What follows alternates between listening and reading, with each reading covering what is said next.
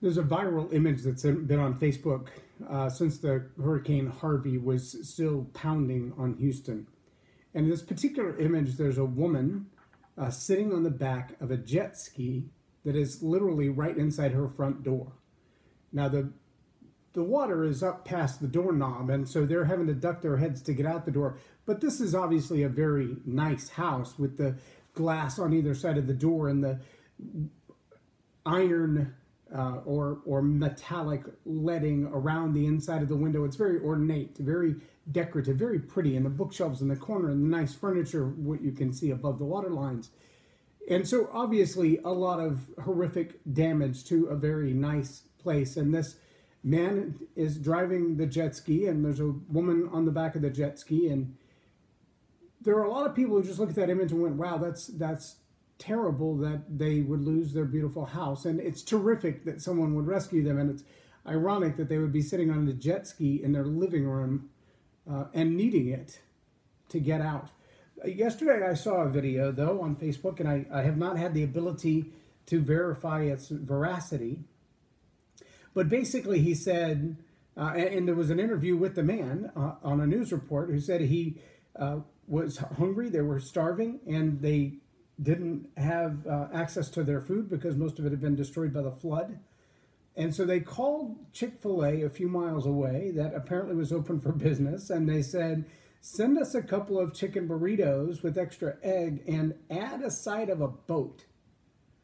And I can see, because I can see myself making a comment like that, hey, send us a couple of burritos and, a boat while you're at it. Being a joke. I can see that just being humorous, his way of being funny. But the Chick-fil-A manager didn't just take it as funny. They took it the next level. And the store manager borrowed a jet ski and actually went to the family and took them their chicken burritos and also took them out of the floodwaters to dry ground. I would have to agree, it's my pleasure is a pretty good step above your regular customer service. But like the Pizza Hut store that decided they would deliver pizzas until they ran out of ingredients, even if they had to put them in canoes to get them there. A Chick-fil-A store that goes above and beyond to not just deliver your breakfast, but take you out of harm's way, that's above and beyond customer service. But let me ask you, over the last several years, since 2010, so 7 years now, I've been working in and therefore spending a lot of time with motivational speakers, leaders, teachers, coaches, experts, and gurus. And the one question that comes up probably more than any other question, when you're talking about mindset, when you're talking about attitude, when you're talking about the things that you choose to do, whether it's vocationally or it's in relationships or it's educationally, the one question seems to be the driver to everything. You might want to write this down. It's just 3 words. What's your why? What's your why? What's your why? Why do you do what you do? In fact, in my wife's book, 5 Battle Positions of a Happy Wife, there's an entire chapter on your why as a wife and a mother. So why do you do what you do? Why would Chick-fil-A deliver 2 burritos on a boat? Why would Pizza Hut send out pizzas in a canoe? Well, there are those who would have a, slighted view, a tinted view, a tinged view of capitalism and go, yeah, they just did that for publicity. Okay, there may be some truth in that, but let me remind you that the photo that went viral of the man and woman on the jet ski, there's no branding, there's no logo. And if the backstory hadn't been told by the victims who were rescued, no one would have known it. I don't think that's the case with the Pizza Hut store manager either. In fact, I'm not even sure that she got permission from corporate to be giving away pizza until she ran out of ingredients, because that's not a very good business plan. But in both cases, they were driven by human need. Devastated families, broken hearts, people without. That was the why behind those two store managers. A Chick-fil-A store manager and a Pizza Hut store manager were driven by the need of others.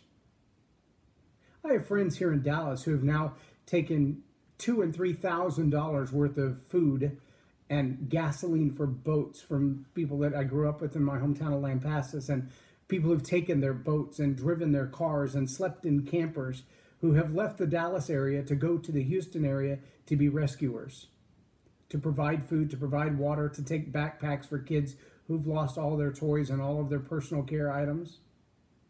I've been working 6 years now, I believe it is, with Operation Care.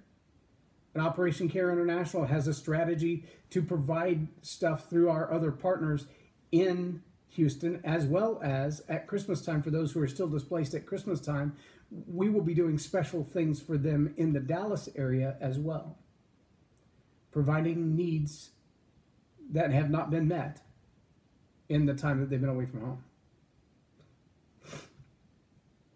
What's your why? See, here's what I know, because I've experienced it both in my own life and I've witnessed it in the life of clients that I've coached, whether individually or corporately.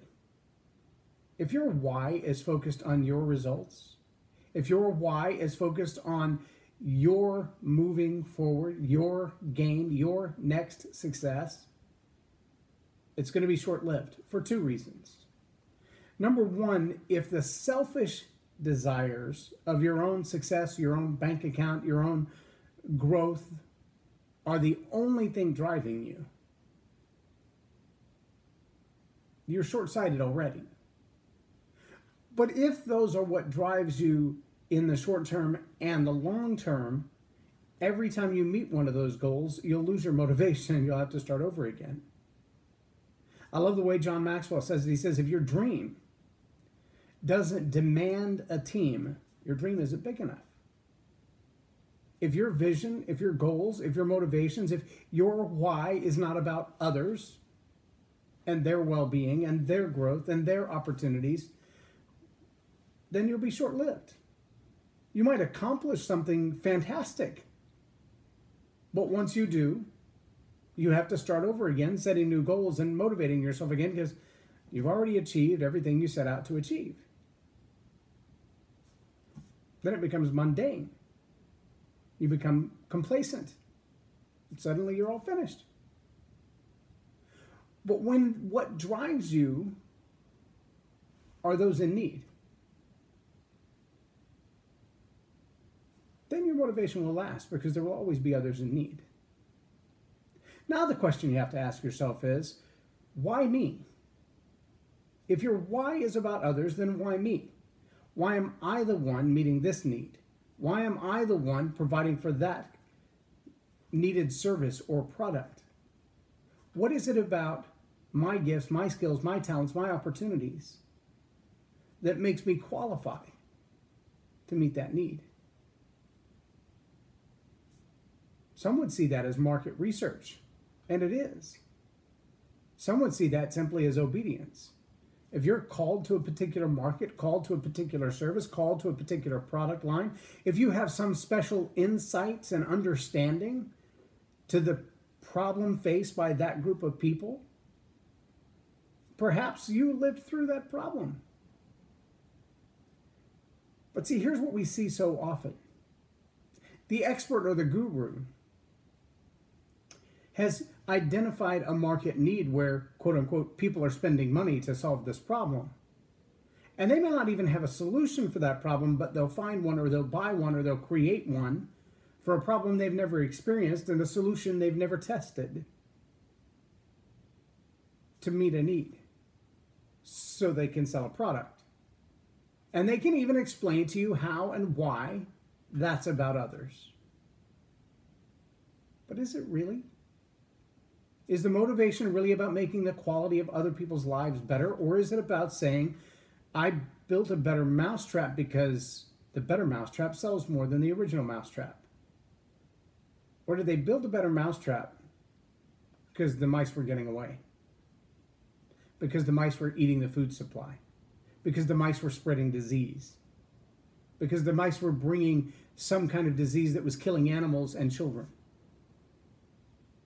So there's a reason to build a better mousetrap on both sides. My business is flourishing because I built a better mousetrap. I built a better mousetrap to make my business flourish, to have something new to sell, to expand my territory, to get deeper into the pockets of my existing clients. All of that is why. I built a better mousetrap because the one I had kept letting the mice get away. I built a better mousetrap because my family was ravaged by disease caused by rats. I built a better mousetrap because they kept eating all of our food. That's a whole different why. I built a better mousetrap because my neighbors lost their baby to a mouse. Yes, I'm exaggerating a little bit, but do you follow where I'm going? But there's a market reason to build a better mousetrap. There's a product reason to build a better mousetrap. There's a sales reason to build a better mousetrap. And then there's the doing well while doing good reason to build a better mousetrap that may lead to sales eventually, but it wasn't the driver. You've heard me talk about it if you've watched this program for the last few weeks. I have 4 books coming out, just literally in the next couple of weeks. I expect to have all of them on the market, on the streets, printed, edited, proofread, the whole thing by September 15th. So I'm looking for some additional proofreaders if you've got time. One of the books is right at 200 pages. One is 217. It's a little deeper. It contains a lot of theology and a lot of psychology, really deep stuff. So if you're into that, I would love to have your editing eyes and your proofreading on it, especially if you have a theological background and you're willing to donate your time, because I really want it to be solid and tight when it's done. 2 of the others are small, short reads. They're designed for a daily read for someone who just says, I got somebody on my team. They need to get some basics of leadership before they advance to the next position. One is on communication. One is on leadership. They're a matched set. One of them is going to be about 110 pages. The other one's about 80 or less. So easy reads, easy reads. But all 4 of them have been content that I've been teaching in classrooms, in school settings, in church settings, in government settings for corporate America for the last 7 years. And I've never put the content in a book form. I've taught it from the front of the room. I've provided audio CDs. I've allowed people to video record it. But I've never put it in a book form.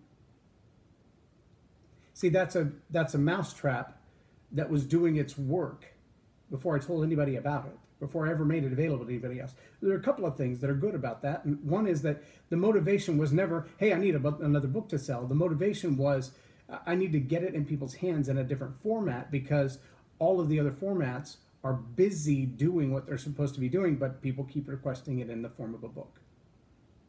Okay, so now it's a book. But even in writing the last book, the biggest one, the 217 pages, as I was getting to the end of the book, it just kept stirring in my heart that this particular book is really deep psychology. It's got a lot of theology in it. It's got a lot of practical ways to transform your life and your way of thinking. And as I was nearing the end, I realized this book has to hold true to what I believe about motivation. You didn't start reading this book because life was hunky-dory and you just wanted a little motivation. You started reading this book because you face a challenge that up until now has been kicking your butt and you want some tools that are going to change that. But if you finish the book having only found the tools that change your life, I don't feel like I've succeeded in transforming your life. It may have changed your life, may have impacted your life, may have helped you to improve the quality of your life, may have guided you to become a hero in your own life, in your own family, around your own spouse. And all of that is good. But what if the Navy SEALs only were worried about themselves individually? What if the Navy SEALs went into combat and said, I'm going to go into combat and and I'm going to come out alive. Yay, me! But see, that wouldn't make any sense. Because the Navy SEALs have a greater mission. Their survival skills, their willingness to fight, their ability to stare down the barrel of someone else's gun and walk away alive, that skill set isn't about mere survival. That skill set wasn't trained to them for them to get into a combat situation and merely get out alive. That preparedness, that skill set was taught to them and refined in them so that they could go into war to rescue others. So that they could put themselves in harm's way for the purpose of others. I was trained as a firefighter. And while we were told time after time after time, you've got to take care of yourself. Because a firefighter who can't breathe because his air tank ran out is not a firefighter who's going to rescue somebody else. He's a firefighter who's going to need rescued. And we don't have time for that nonsense. You know better. You've been trained better. Get out, get another air tank, and then go back in. Don't try to be a hero at the cost of your own life. Because now we just have 2 people to rescue instead of 1. That's good advice. But I didn't become a firefighter just to learn how to get out of a fire myself. I wasn't trained as a firefighter just to know how to go into a burning building and get out alive. While that's part of it. The mission of the fire department is to protect lives and property. To protect life and property. Not just my own. Other people's lives. Other people's property. That's the focus of being a firefighter. That's a big deal. That's what we're called to. In the book, I really wanted to focus the last segments on helping readers to understand you have been rescued. Now rescue. You have found the tools, the techniques, the strategies, the tactics to overcome that thing that's been kicking your butt for so long. Now, go kick some butt. You know what you need to save your family. You now have what you need to stand strong and to stand firm and not get your butt kicked anymore. But now that you do, protect lives and property. Look after others. Find those others who are getting their butt kicked and step in. If in the end your motivation is only about you, about your success, about your freedom, about your survival through the battle, about your coming out of the fire alive, if that's what it's all about, your passion will run out and your successes will be short-lived. You've got to begin to focus your motivation on helping others, on improving the quality of life of those around you. Yes, you've got to get the skills and the training for yourself to be able to rescue others.